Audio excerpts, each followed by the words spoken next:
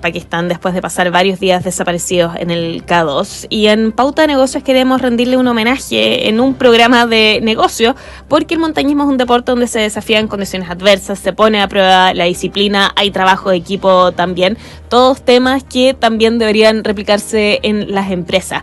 Y para hablar de esto justamente nos acompaña nuestro profesor Marco Singer, director del MBA de la Universidad Católica. Profesor, ¿cómo está? Muy buenos días. Hola Gaby, buenos días. Efectivamente, la clase hoy día la queremos dedicar a Juan Pablo como una especie de homenaje, y vamos a hablar, sí, pues del montañismo. Y muy bien, me robaste la pregunta. ¿Por qué el montañismo se parece tanto a la empresa? A ver, tú mencionaste algunos temas. Revisa todo lo que se te pueda ocurrir. El trabajo en equipo, condiciones adversas, disciplina, uno también se pone objetivos por etapa muchas veces, eso también puede ser algo, se requiere una preparación.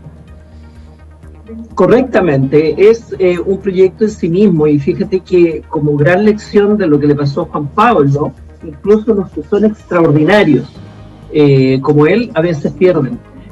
Así que, bueno, hay que aprender de todas estas cosas, y hoy día, fíjate, vamos a hablar de un caso que está justamente situado en una expedición montañista, y bueno, vamos a hacer varias preguntas y al final llegar al tema de la cultura organizacional, que ya llevamos un par de clases hablando de eso, que es tan importante. Déjame contarte la historia, y me parece que hay nuevamente una pregunta en Twitter. Sí. Déjame dar una pequeña introducción de qué se trata, y luego tú cuentas de qué se trata la pregunta para que nuestros alumnos participen remotamente. A ver, esta es la historia del señor Bowen McCoy, que es un ejecutivo, y así lo vamos a llamar, el ejecutivo en esta historia, que está en un sabático en Morgan Stanley, y aprovecha este sabático para viajar a Nepal y hacer montañismo, pero montañismo de gran altura, no tan sencillo. Y lo acompaña en este proyecto un amigo del Steven, que lo vamos a llamar el antropólogo. ¿Ya? Y toda esta historia se trata de un dilema que ellos enfrentan, que tiene que ver con ayudar a un sadhu. Sadhu son estos señores que se dedican a la penitencia y al ayuno en India para llegar a la iluminación, en fin, y que es gente muy asceta, muy débil porque come muy poco, en fin. Y si te parece, cuenta cuál es el dilema, y nosotros vamos a ir durante la clase contando elementos para que nuestros alumnos piensen en la pregunta. Claro, el dilema es si toda esta expedición tenía que llevarse a cabo sí o sí, y aquí la pregunta centrada en el sadhu es, ¿el equipo tenía que comprometerse con salvar al sadhu sin arriesgar el proyecto, o incluso arriesgando el proyecto? Alternativa A, sin arriesgar el proyecto; alternativa B, incluso arriesgando el proyecto. Pueden ir a Twitter ahí a votar cuál es su alternativa sobre la expedición. Ya, muy bien. Entonces vamos contando la historia para que ustedes decidan, pues, qué habría que hacer, qué habrían hecho ustedes en esa situación, como les digo, montañismo de alta intensidad. Pero antes, por lo importante que es en este caso, queremos entender qué es un dilema.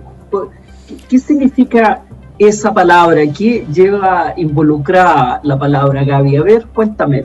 Son varias alternativas, y yo creo que un dilema también tiene que ver con que no hay una respuesta correcta, tal vez, sino son varias alternativas, y dependiendo cuál es nuestro objetivo de lo que queremos lograr o nuestra base de creencias y principios, es el lado por el cual nos inclinamos. Exactamente, el dilema es una situación en que tú no sabes lo que tienes que hacer. Por eso es que las personas enfrentamos muy pocos dilemas en la vida, porque la mayoría de las veces sabemos lo que tenemos que hacer frente a temas importantes. Tal vez no nos gusta. Yo no tuve el dilema. ¿Perdona? Tal vez no nos gusta lo que tenemos que hacer, pero sí, en general sabemos qué es lo que hay que hacer. Por supuesto, yo no enfrenté el dilema de estudiar en la universidad o no, yo sabía lo que tenía que hacer. Las personas enfrentamos en general muy pocos dilemas, vivimos en una zona de confort, pero no así el montañista, y no así la empresa, porque como vamos a ver, los dilemas se revelan cuando tú estás en presión, cuando estás como al límite, y en nuestra zona de confort del día a día, eso no pasa. Fíjate que yo hice montañismo por muchos años, y mi profesor, Claudio Lucero, decía que la gente se revela realmente como es en la montaña, porque en la ciudad estamos todos cómodos, calentitos, bien alimentados, somos todos como de lo más nice que hay, pero en la montaña realmente es donde se ve quién es quién. Así que algo así pasa en esta historia, así que la voy a contar muy rápidamente, como siempre tiene que hacer en radio, ¿no? Bueno, aquí estamos este señor que está en una expedición, recuerda el ejecutivo y su amigo, el antropólogo, y tienen que llegar a una especie de cima de unos 5.500 metros, que no deja de ser, piensa tú que el Cerro El Plomo, que es alta montaña, son más o menos esos 5.400 metros, y este señor está muy preocupado, porque hace 6 años él también hizo montañismo y le dio edema pulmonar, que es algo muy peligroso, y le dio a 5.000 metros. Entonces, él está preocupado de que logre hacer todo esto, y bueno, empieza su escalada a unos 3.500, y cuando está como a esa altura, 3.500 es un poquito más arriba que el Colorado. Piensa tú que el Colorado, Farellón, está como a 3.000 metros, un poquito menos. Entonces, ya empieza a ser montaña todo esto. Parte muy temprano en la mañana porque tienen miedo de que el sol derrita el hielo. Es importante apurarse para que todavía el hielo esté firme, y están caminando, y mientras descansan como a 4.700, que ya es bastante alto, un neozelandés aparece que lleva adelantado y trae un cuerpo en sus hombros, y es el cuerpo de un sadhu, que como decimos, este señor indio, que se dedica a la penitencia, en fin, solitario, este señor santo, el sadhu, y el neozelandés está indignado, porque ha tenido que retroceder, traer el sadhu a esta altura de 4.700, y el hombre está prácticamente desnudo, sin zapatos, nadie entiende qué está haciendo ahí, imagínate.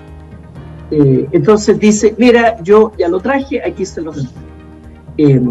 Ahora, el grupo, que eran norteamericanos de Morgan Stanley y unos suizos, le empiezan a vestir, en fin, le dan ropa y lo dejan más o menos bien, pero este ejecutivo muy preocupado se tiene que ir, tiene que apresurarse, porque si no, no va a lograr llegar a su cumbre. Cuando llega a la cumbre, espera que llegue su amigo antropólogo y lo felicita. Oye, llegamos a los 5.000 y tanto, y el antropólogo le dice, oye, ¿cómo te sientes de haber causado la muerte de alguien?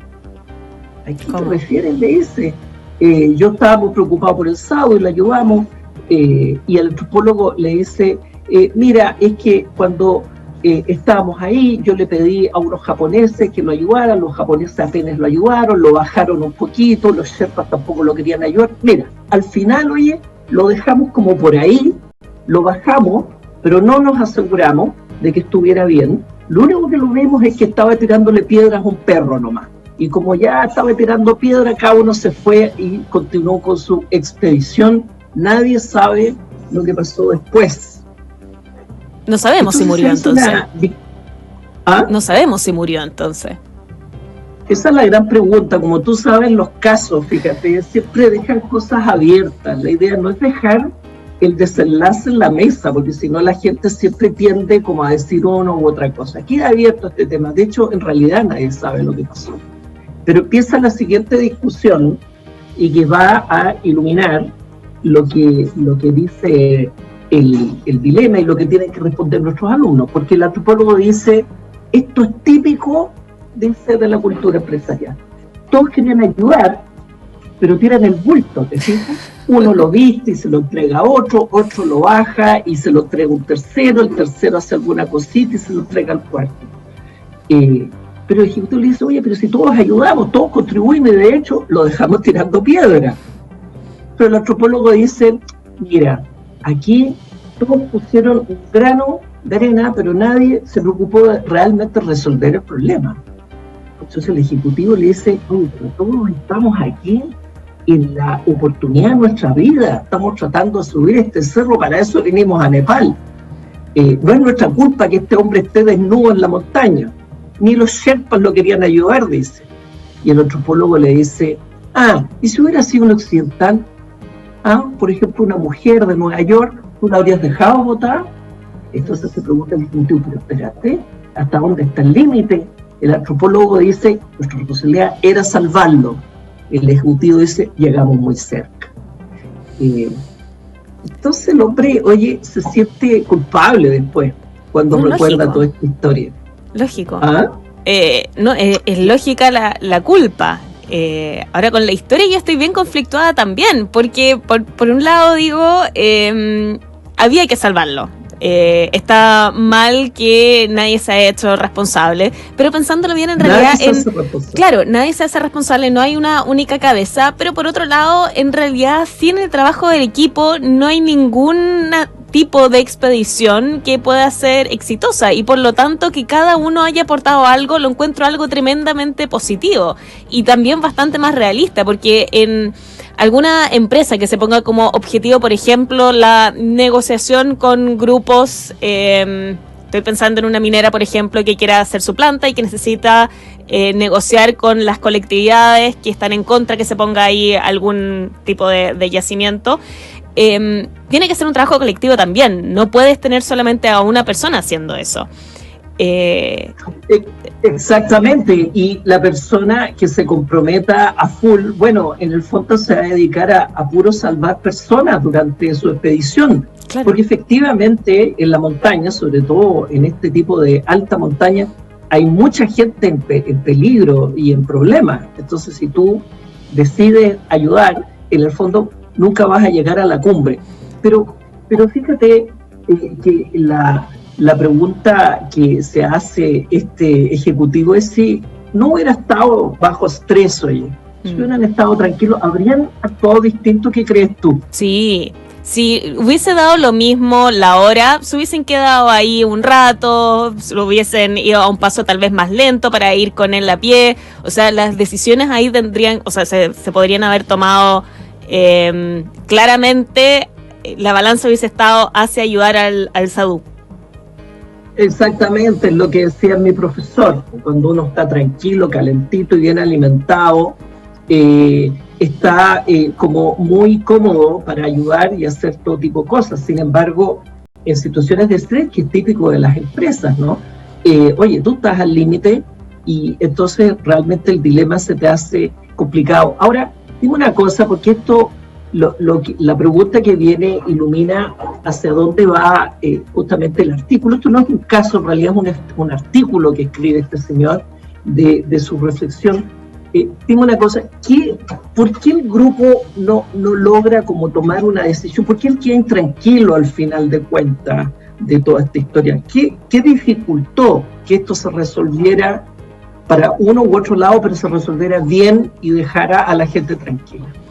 ¿Qué lo dificultó? Lo mismo que decías, el estrés, la necesidad de tomar decisiones bajo presión, tal vez también algunas diferencias culturales entre el antropólogo. ¿Cuántos países mencionaste de la gente de Nueva Zelanda, India, Estados Unidos, y alguno se me tiene que haber quedado en el tintero, ¿no? Japón, claro, y son todas culturas que son muy distintas.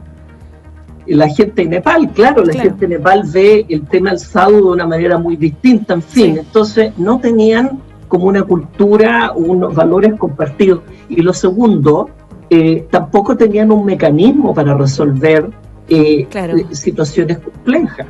No eran un equipo que había definido un líder, por ejemplo, o había definido, no sé, un consejo de los que más saben. No había un mecanismo para tomar la decisión. Pero, ¿qué te parece que antes de cerrar la clase veamos cómo nos fue en Twitter? Sí, te cuento que la mayoría se inclinó porque había que comprometerse con salvar al sadhu, incluso arriesgando la expedición. Bueno, pero es una pregunta también, sería políticamente incorrecto decir que uno quiere llegar a toda costa a un objetivo, incluso a costa de una vida humana, así que yo creo que aquí Twitter está siendo políticamente correcto. Puede ser, puede ser. Como decíamos, es muy distinto responder en Santiago que responder a 5.000 metros. Exactamente. Pero volviendo a lo que nos interesa de las empresas. las organizaciones sirven, la gente se necesita una a otra. La gente no puede renunciar. Esto era como parte de lo que decía este señor. En la montaña tú estás comprometido todos con todos.